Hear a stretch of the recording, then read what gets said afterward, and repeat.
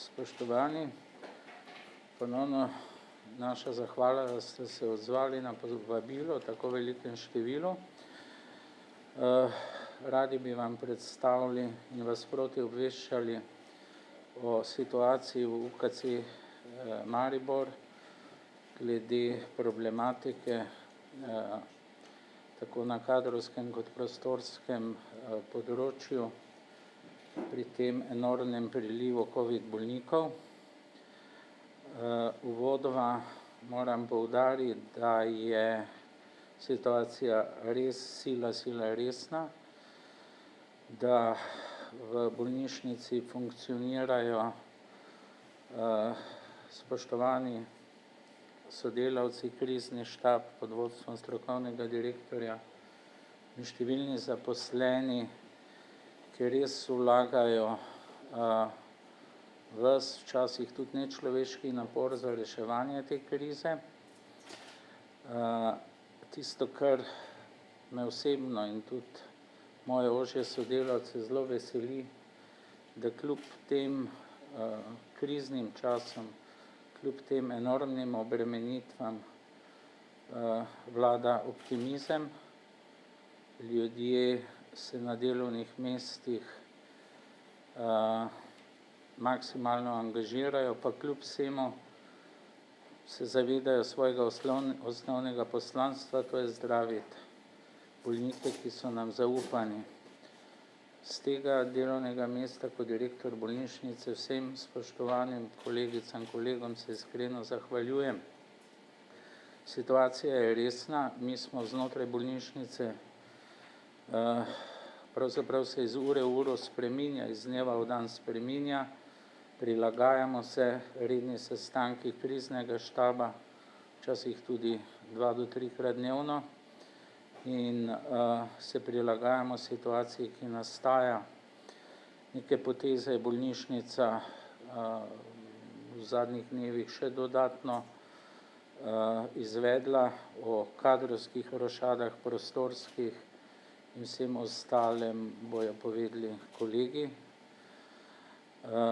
Tisto, kar je morda pomembna informacija, in tu bi se rad zahvalil slovenski politiki, pristojnim ministrstvom. Danes smo imeli obisk Slovenske vojske,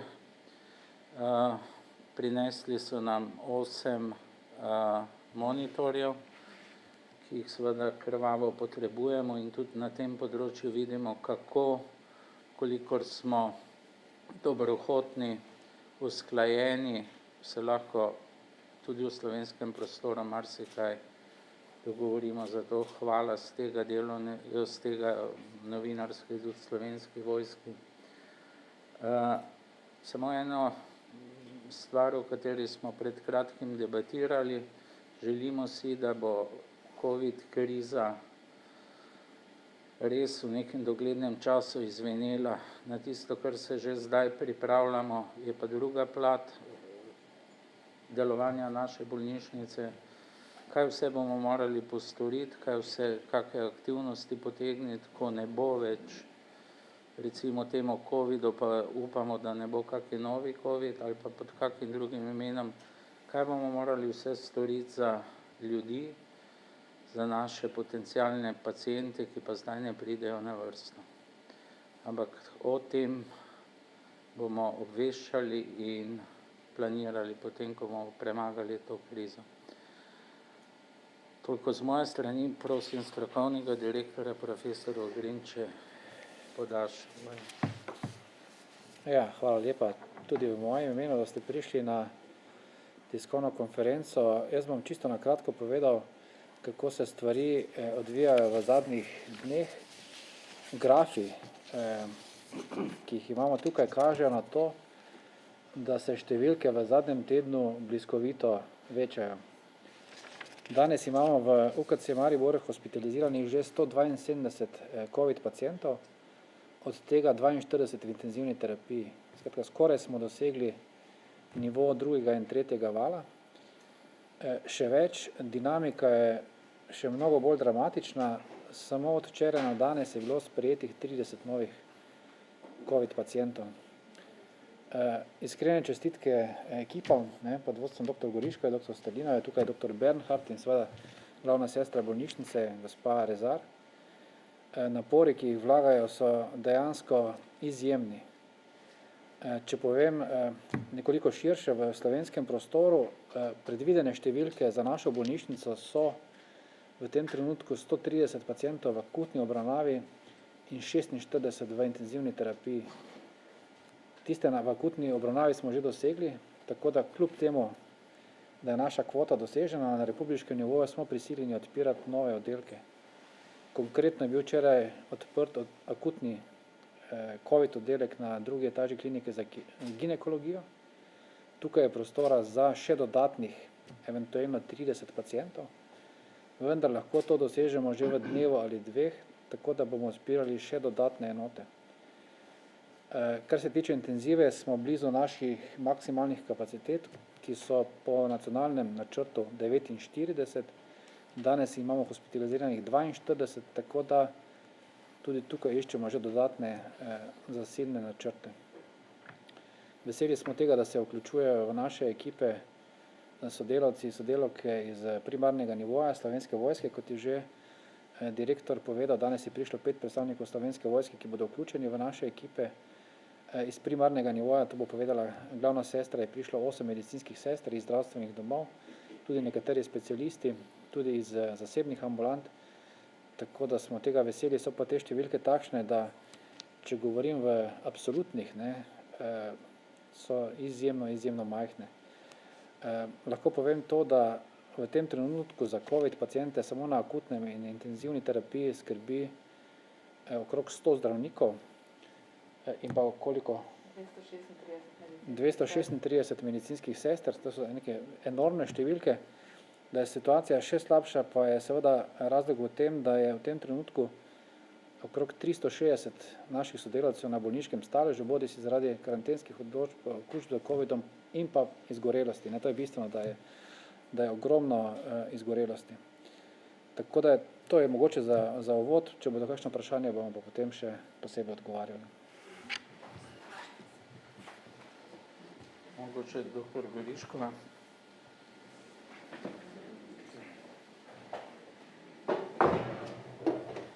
Lepo pozdravljeni. Žal smo v zadnjih dneh, zlasti pa včeraj, bili priča velikemu prirastu števila bolnikov, ki so potrebovali dodatek kisika, torej bolnikov, ki so prišli v bolnišnico zaradi covidne pljučnice. Če pogledamo po mestu, se zdi, kot da življenje teče normalno, vendar bi rada opozorila, da smo sredi največjega razmaha epidemije in tega se mora zavedati prav vsak od nas. Zato se zaščitimo pred virusom. Namreč virus je izjemno nalezljiv in pravzaprav v trenutnem širjenju virusa v takšnem obsegu, kot ga vidimo sedaj, ni varen nihče, ki se ne zaščiti. Ja, cepljenje ni 100% zaščita, pa vendar pomembno poveča zaščito pred hospitalizacijo ter pred najtežjim potekom. Samo tega se je potrebno zavedati in na tak način lahko ustavimo ta pohod, ki je trenutno res izjemno velik in se bojimo, da če ne bomo skupaj nekako se tega vsi začeli zavedati in se vsak zase začel obnašati zaščitno, bomo val težko obvladali. Dr. Bernhardt. Pozdravljeni še v mojem imenu, sem namestnik dr. Strdinove, ki vodi naše intenzivne enote. Vse ne vem, kaj nam pravzaprav povem. Mi se praktično iz dneva v dan širimo. Trenutno smo razseljeni na 3 lokacijah, ena dela na psihiatriji, ena na neurokirurgiji, novo lokacijo smo odprli, intenzivne enote z novimi posteljami na bivši kardiokirurgiji, tako da imate vtis, koga vse izrinemo pri našem delu in kdo vse mora čakati, da mi popravimo svoje delo. Pa ne vem, jaz več kot to, da sem jaz z mojim timom zadovoljen, z vzdušjem, kot je že generalni direktor povedal, zadovoljen. Bom počakal na tako vprašanje, da bom konkretno kaj govorili. To je to zaenkrat. Ja, hvala za besedo tudi v mojem imenu. Kot ste že slišali, kader zdravstvene nege je prerazporejen na predvsem COVID delovišča, torej 236 izvajalcev zdravstvene nege imamo prerasporenih prav na te COVID delovišča, kar pomeni, da z prerazporeditvijo hromimo oziroma onemogočamo primarno dejavnost posameznih oddelkov. Veliko pomoč, kot ste slišali, prihaja tudi danes Slovenska vojska v urgentni center, 5 izvajalcev zdravstvene nege. Primarni nivo so nam prihajajo še zadnje jutre, se vključuje v akutni del COVID-a z 8 medicinskimi sestrami, za kar se jim hvala, res velika hvala, saj vsake roke nam ogromno pripomorejo pri obvladovanju COVID situacije. Moram pa poudariti, da nam zelo pomagajo oziroma zelo dobro sodelovanje z fakulteto za zdravstvene vede in pa z srednjo zdravstveno šolo, kjer ob upoštevanju vseh ukrepov potekajo klinične vaje neprekinjeno dalje. Hkrati pa imamo za pokrivanje skrbi za paciente vključenih še 84 študentov zdravstvene nege. Tako da res na tem mestu izredna hvala vsem, moja ekipa se maksimalno trudi vzdrževati tudi pozitivno vzdušje in pa visoko strokovno delo s pacienti, da vsi, ki pridejo v naš zavod, dobijo primerno oskrbo in pa seveda nego. Hvala, to je z moje strani. Morda samo en dodatek, ja, tudi študenti so izredno dobrodošla pomoč pač v okviru znanj, ki jih premorejo. Gospa Rezar je izpostavila zdravstveno nego, tudi študenti naše medicinske fakultete so vključeni v to vsakdanje delo, potekajo vaje, ki pa so seveda prilagojene reševanju COVID-a, konkretno na kirurgiji, je manj obiska operacijskih pač delo za COVID bolniki. Izredno so dobro se vključili in seveda zahvala tudi njim, kot je gospa povedala, vsaka roka in vsaka dobronamerno sodelovanje je izrednega pomena. Toliko z naše strani sedaj, pa prosim vaše vprašanja. Ja, jaz bi prosim, imam nekaj vprašanje, sicer najprej me zanima, kaj v UKC sploh, če je še oddelek, ki deluje nemoteno, v polnem obsegu. Potem me zanima tudi, če je še dovolj respiratorjev, ali ste že ta dovolj bolnikov, tisti, ki ga bolj potrebujejo, kako ne čakati. Ja, bom jaz odgovoril na to vprašanje. Niti en oddelek v bolnišnici več ne deluje normalno, razen porodnišnica in pa onkološki oddelek.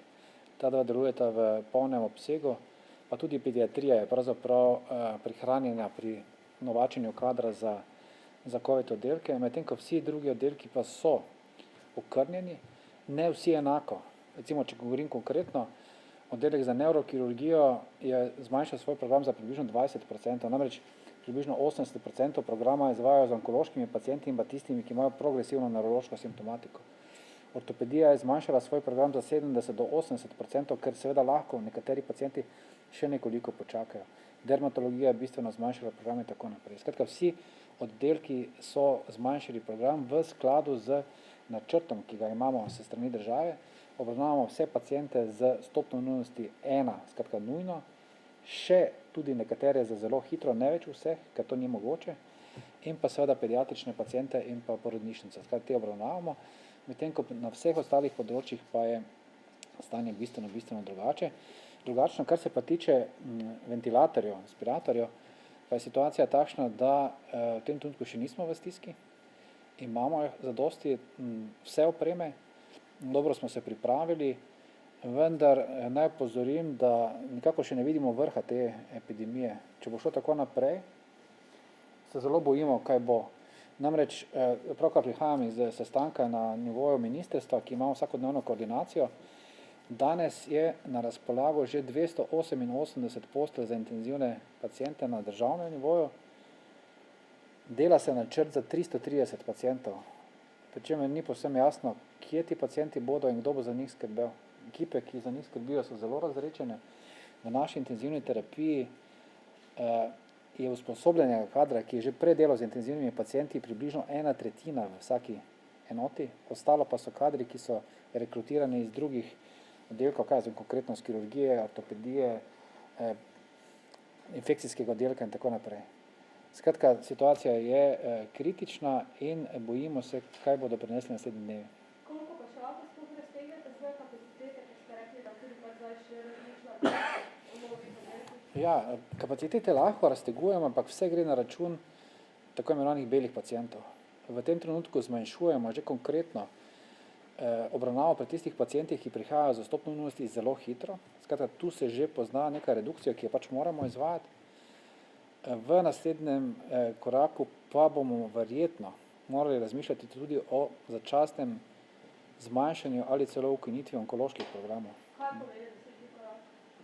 Naslednji korak pomeni, da če bo število intenzivnih postelj za COVID paciente se še naprej večalo, bomo morali zagotoviti kader, ki ga lahko zagotovimo samo z rekrutacijo dodatnih anesteziologov, ki zdaj skrbijo za izvajanje onkoloških programov, govorimo o operativi, ne onkološkem oddelku, ampak operativi. In v tem primeru bomo seveda prisiljeni to napraviti. Namreč mi bomo izbirali o tem, ali se bomo posvetili pacientu, ki bo izgubil življenje v tem trenutku zdaj, ali onkološkemu, ki lahko morda za en teden ali dva prestavi operacijo. Seveda se nikako s tem ne moremo strinjati z medicinskega zornega kota, ampak pred te dileme bomo gotovo postavljeni. Kako daleč pa smo do tega koraka? Jaz ocenjujem, da smo do tega koraka, če se bo število potrebe po intenzivnih posteljah večalo nad 300 na državnem nivoju, se bomo o tem morali odločiti. Koliko pa lahko recimo kader iz vojske, prostovoljci to sploh pomagajo? Ali je to kader, ki pomaga dejansko na urgenciji? Da, konkretno smo... Ne, v intenzivi gotovo ne, ker nimajo s tem nobenih izkušenj, mi smo jih rekrutirali v okviru urgentnega centra. To je pa naslednja točka, ki je bistvena, ne. Namreč priliv v urgentni center je enorm, tam smo maksimalno okrepili ekipe tako z medicinskimi sestrami, kakor tudi z zdravniki raznih profilov, ker namreč urgentni center je točka, ki mora zdržati, ne. Urgentni center mora delovati ves čas in tja smo razporedili ob tistih, kot sem že prej povedal, 90 zdravnikih pa 260 medicinskih sestrah, smo še dodatnih vse 50 do 60 ljudi razporedili tudi v urgentni center, ki ne sme pasti. Ta točka ne sme pasti. Še nekaj, če dovolite.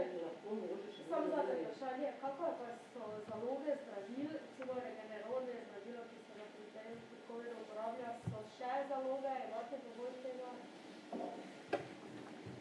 Dovolite, da to odgovorim jaz. Regeneron ni zdravilo za zdravljenje covidne pljučnice, pač pa je za zdravilo, ki prepreči razvoj covidne pljučnice, torej namenjeno je preprečevanju, torej bolnikom v zgodnji fazi. V Sloveniji je zaenkrat na voljo še dovolj Regenerona, tako da še vedno seveda aktivno pozivamo izbrane zdravnike, da nam bolnike, ki jih zaznajo kot take, ki bi bili primerni za aplikacijo Regenerona, nam jih napotijo in imamo zato tudi dnevni hospital namenjen torej aplikaciji Regenerona, tako da zaenkrat ni strahu. Čakamo pa tudi na odobritev zdravila, ki bo v obliki tablet, ki bo podobno vsaj po raziskavah zelo učinkovito preprečevalo razvoj bolezni v težko obliko. Tako da tukaj pa to seveda ne bo jutri, to bo gotovo nekaj tednov še do takrat, tako da to je bitka s časom. Želimo pa si, da bo tudi čim prej zdravilo v obliki tablet na voljo. Lahko samo nekaj še dodam, se prečujem. Samo na vsa ta vprašanja, da je še nekaj svoj prispevek dam. Ogromno se je vrtelo, so se vprašanja vrtelo glede postelje, opreme, respiratorja. Pravo vprašanje, vi se morate zavedati, ni problem v aparaturah v Sloveniji, hvala Bogu. Problem, ki obstaja že vrsto časa, ves čas, odkar se spopadamo s COVID-om, je osebje. Samo tu je problem. Mi delamo namreč na četrtini standardov, zdaj sem zelo preko palca rekel. Se pravi, v predcovidnih časih je za kritično bolnega praktično skrbel recimo ena sestra, če tako rečem izobražena ustrezno, zdaj pa ena sestra za 4 paciente hkrati. Kvaliteta njenega dela je zaradi tega razrečena. Torej, vsi mi smo deležni slabše oskrbe, kjerkoli boste v Sloveniji. Tako da ta bitka s COVID-om ni samo, ali imamo postelje, ali imamo respirator, ali to, kadra nimamo, mi se trudimo, vse bomo naredili, ne se bati, ampak oskrba je na vseh nivoju slabša. Zato smo tudi vsi odgovorni, da k temu prispevamo. To je moj recimo apel, ker je dr. Goriškova to naredila, bom tudi jaz izkoristil to. Naš intenziv je trenutno nekaj mladih, ki so med 35 do 45-47 pacientov. Čisto vsi so necepljeni. Samo toliko v razmislek.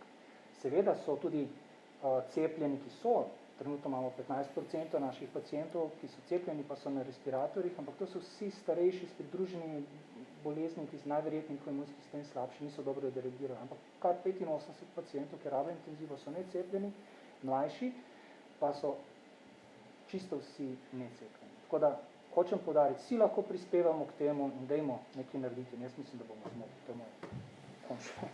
Mene pa zanima sledeče, operirate za številkami, koliko zdravnikov skrbi za covidne bolnike, koliko medicinskih sester in koliko osebja je trenutno na bolniškem staležu.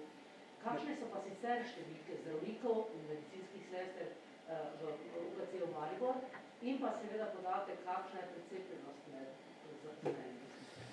Ja, povedal bom konkretne številke. V mariborskem UKC-u je v normalnem času 400 specialistov, približno 400 specialistov in 200 specializantov in približno 1650 medicinskih sester.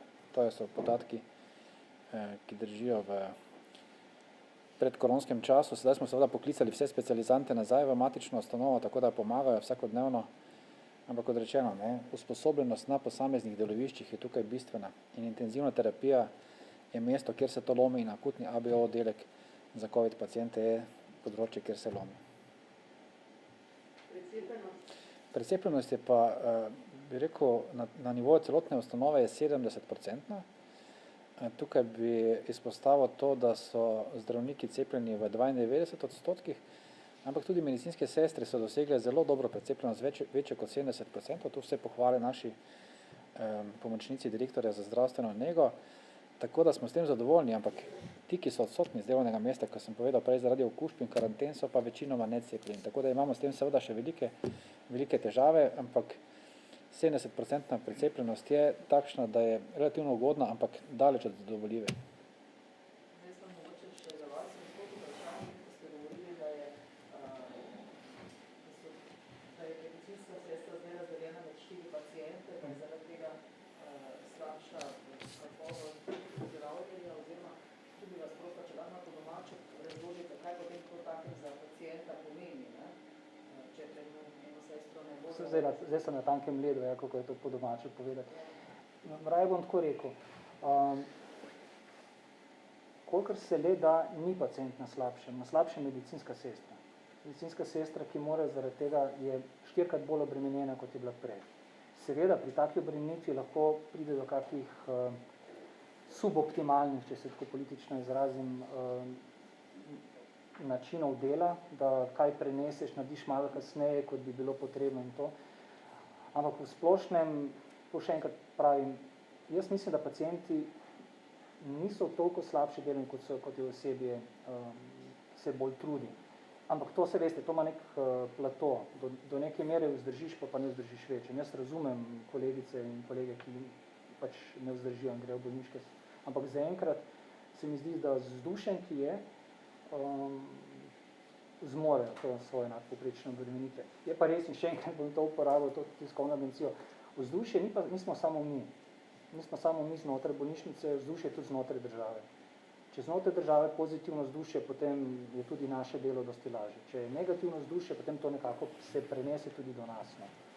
Ampak zaenkrat, kot pravim, Slovencem, jaz sem ponosen na moje kolege in mislim, da smo zelo, na to bi rad apeliral. Veliko krat samo katastrofalne podatke od nas slišite. Po drugi strani pa jaz vidim, kaj smo mi sposobni, ko stopimo skupaj. Kot pravim, jaz sem z veseljem grem v službo med take kolege.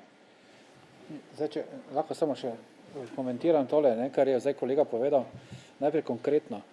Normativ za medicinske sestre pri delu z intenzivnimi pacienti je vsaj 3,5 medicinske sestre na pacienta v 24 urah, medtem ko smo to zmanjšali v tem času na okrog 2 medicinski sestri na tega istega pacienta, pri čemer je samo četrtina do tretjina teh sester, teh 2 sester, usposobljena za delo z intenzivnimi pacienti. Skratka, vidite, da je situacija dejansko kritična.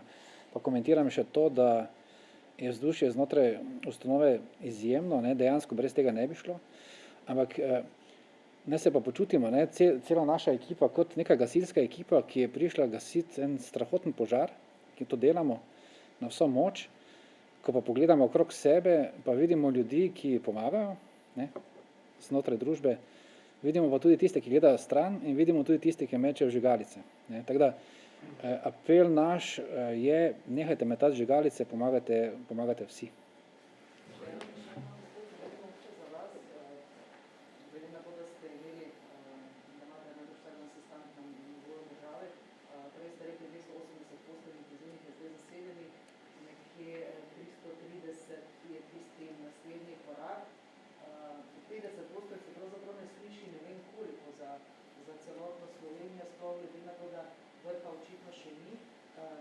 Kakšen je potem plan B? Tu se je govorilo tudi o ne vem, najemu dvorane, taboru, šotorih, ampak razumemo probleme kadra, ampak vendar, kaj je tisti plan B, če se tu ne bo končalo, če bo to, ne vem, 350, 400, 500? Ja. Zdaj, cifra 280 je tista cifra, ki je predvidena za intenzivne paciente v tem trenutku, zasedenih je 240 postelj. Skratka, do te 280 imamo še 40, potem pa še približno 50 do 330. Tako da tu, mislim, da do tu bomo šli. Od tod naprej pa je dejansko potrebno resno razmišljati in vem, da država o tem že razmišlja, da bomo paciente premeščali v druge države oziroma v tem trenutku, danes je bilo to izpostavljeno na tej koordinaciji, da se bodo specialisti, posebej anesteziologi in pa specialisti intenzivne terapije vključili v naše time. Da bodo prišli iz drugih držav, konkretno iz Avstrije, Nemčije, Madžarske in tako naprej, specialisti, anesteziologi in intenzivisti.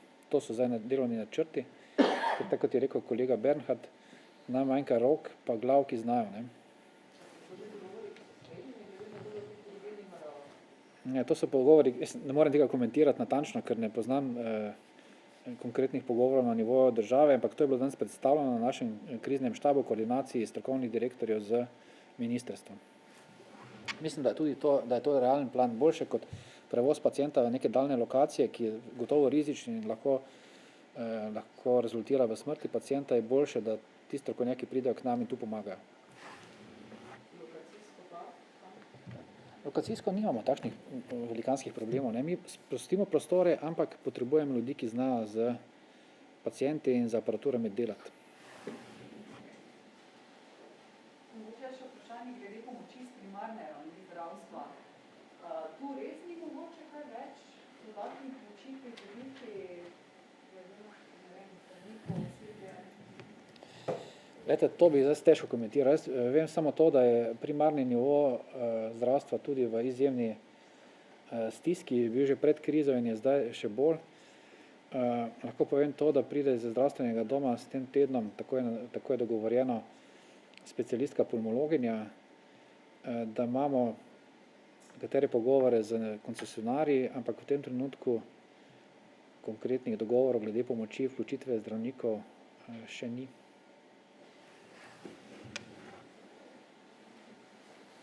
Spoštovani, to je bilo naše sporočilo, morda pod črto. Kot ste slišali, resnično velike težave v UKC-ju, kot ste slišali in sem uvodoma dejal, vsi zaposleni kljub enormnim naporom delajo še z res obilico izpolnjevanja svojega poslanstva, seveda v nedogled to ne gre. Vse bomo naredili, da bomo skupaj premagali to krizo. In kot smo že večkrat izpostavili, predhodno pa morda, vse vem, da se že ponavljamo, res apel na spoštovane prebivalce Slovenije, zdaj pa je skrajni čas, da se tista miselnost o vražah, o ne-covidu, o čudnih cepivih enkrat preseže. Na naši zadnji novinarski konferenci sem rekel, da morda bi pa vseeno ukinili ali pa vsaj omejili noč čarovnic, pa nisem zelo prepričan, da sem bil prepričljiv s tem. Tudi nisem zelo prepričan, da je Martinovo minilo brez kakršnih koli druženj, pa res apel ljudje, pomagajte sebi, pomagajte ustanovi, zaposlenim, pomagajte ljudem okoli vas, ker zgolj z eno skupno akcijo, z enimi skupnimi napori lahko to premagamo. V nasprotnem primeru, ker sem pa že tudi omenil, zelo nas skrbi tudi po covidu, kako bo potekalo zdravstvo na segmentih, ki je pa zdaj, kot je bilo omenjeno, sila v ozadju. Prosim, pomagajmo si. Mi bomo pa storili vse znotraj UKC, verjamem tudi slovenskega zdravstva s pomočjo naših nadrejenih ministrstev, vlad in tako dalje, da bomo to krizo uspešno zaključili. Hvala vsem.